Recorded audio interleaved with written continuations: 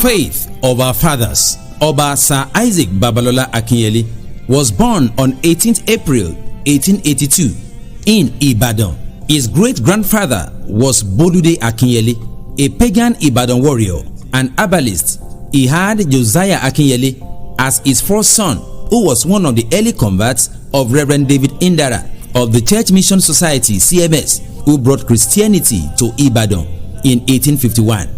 Josiah Akinyele took Abigail Lakpena, the daughter of Kukomi, another powerful Ibadan pagan warrior, who also was converted to Christianity through Reverend Indara. In 1875, she gave birth to her first son, Alexander Babatunde Akinyele, the first Anglican diocesan bishop of Ibadan. And later in 18th April 1882, she gave birth to the second son, Isaac Babalola Akinyele. In the Holy Bible, several prophets are sent by God. Few of these prophets were recorded to be kings in their kingdoms.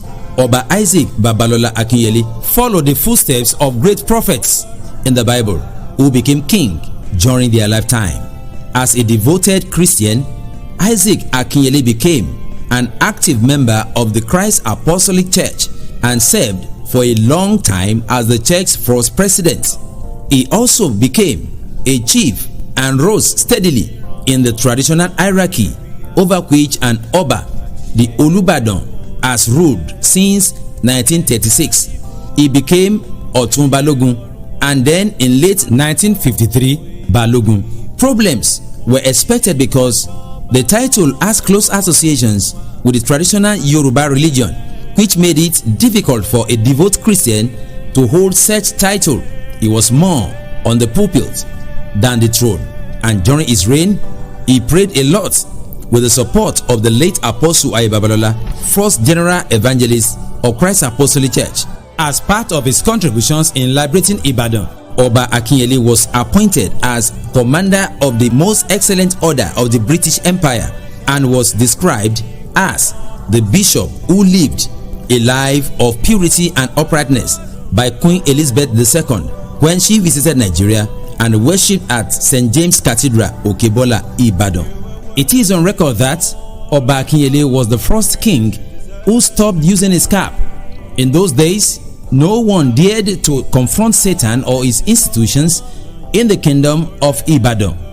Human sacrifice and other occult practices were very predominant, but Babalola Akinyele, a Christian king, ordered the abolition of many occultic practices. He stood his ground despite the opposition from almost the whole of Ibadan land, as he stood for Jesus Christ, believing him without an iota of doubt. One day, after settling dispute brought to him in the presence of the chiefs, unknown to him that charms have been sprinkled on his seat before he came in, so he sat on it innocently.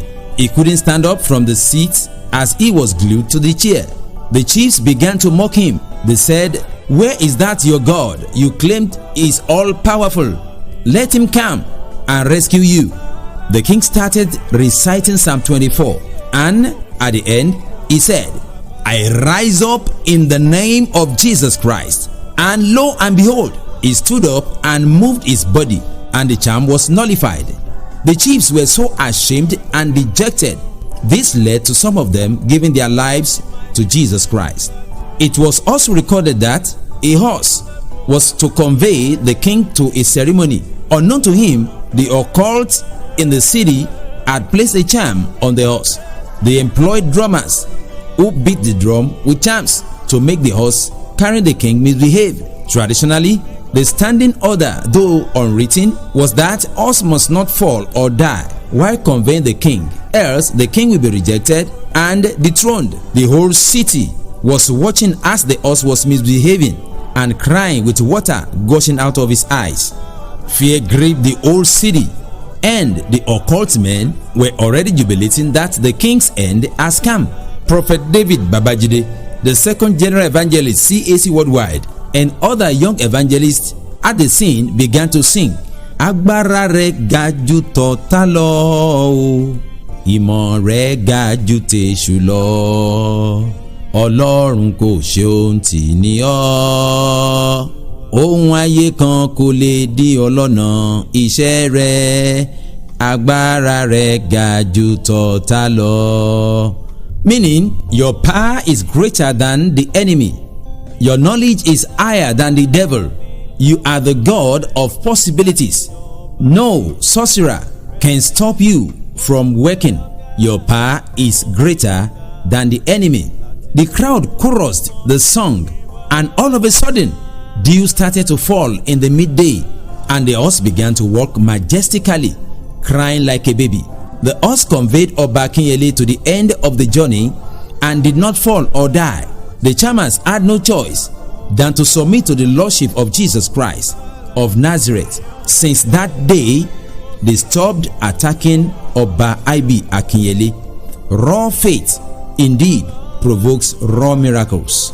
Oba Isaac Babalola Akinyele, the first president of Christ Apostolic Church Worldwide, died on the 30th May 1965 at a ripe age of 83 years. Faith of our fathers, a catalyst to the end time revival.